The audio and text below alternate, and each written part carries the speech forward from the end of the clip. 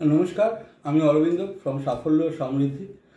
গত দুদিন ধরে একটি ইনফরমেশন এবং নিউজ ইকুইটি মার্কেটে আছে অ্যাবাউট কোয়ান্ট মিউচুয়াল ফান্ড এবং তার ফান্ড ম্যানেজার সন্দীপ টন্ডন তার এগেনস্টে সেবি একটা ইনকোয়ারি তৈরি করেছে বা ইনকোয়ারি করছেন on the basis of front running basically একটা ইলিগাল অ্যাক্টিভিটি যেটা সেবি অ্যালাউ করে না, এবং যার জন্য আমাদের কাছে অনেক কল আসছে, কোয়ারি আসছে কোয়ান্ট মিউচুয়াল ফান্ডে কী হবে বা কোয়ান্ট স্কিমে কী হবে।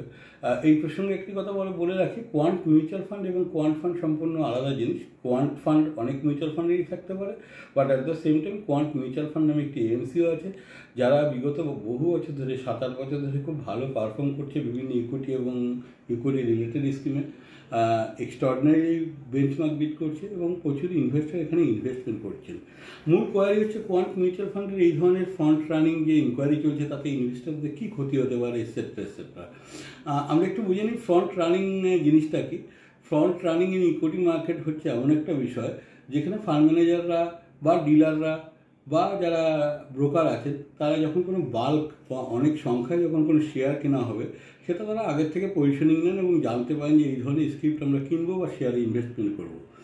এই ইনফরমেশনটা ফান্ড ম্যানেজাররা বা অনেক সময় তার সঙ্গে যারা রিলেটেড তারা কী করে এই ইনফরমেশন পেয়ে সেই স্ক্রিপ্টটা আগের থেকেই 3-4 দিন 5-7 দিন আগে থেকে কিনে নিয়ে যেদিনকে ফান্ড হাউস আলটিমেটলি ইনভেস্টমেন্ট করে সেদিনকে যথেষ্ট পরিমাণে বাল্ক পারচেসের জন্য প্রাইসটা একটু হাই হয় এবং সেই সময় বা তার পরবর্তী নিয়ারেস্ট সময় সেই স্ক্রিপ্টটা থেকে সেই লোকেরা যারা ফান্ড ম্যানেজারদের রিলেটিভস আত্মীয় বা ফান্ড ম্যানেজারদের নিয়ারেস্ট লোক বা ব্রোকার বা ডিলার্স তাদের নিয়ারেস্ট লোক তারা বেরিয়ে যায় এবং এইভাবে তারা একটা প্রফিট তৈরি করে ইকুইটিতে। এটা অনেক পুরনো প্র্যাকটিস ইন্ডিয়ান ইকুইটি মার্কেটে, বাট সেবি আস্তে আস্তে অনেক স্ট্রিক্ট হচ্ছে।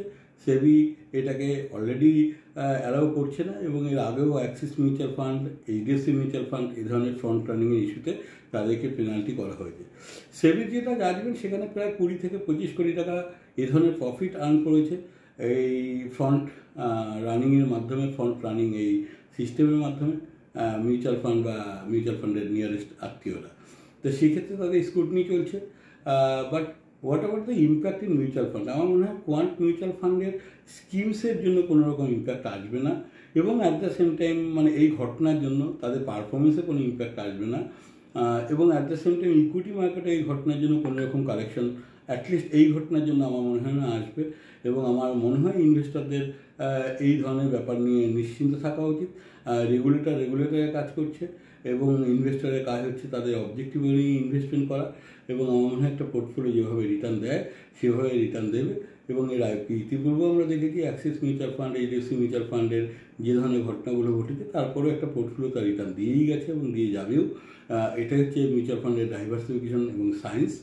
এবং ভালো থাকুন, ইনভেস্টেড থাকুন, অনেক দূর ইন্ডিয়ান মার্কেট যাবে।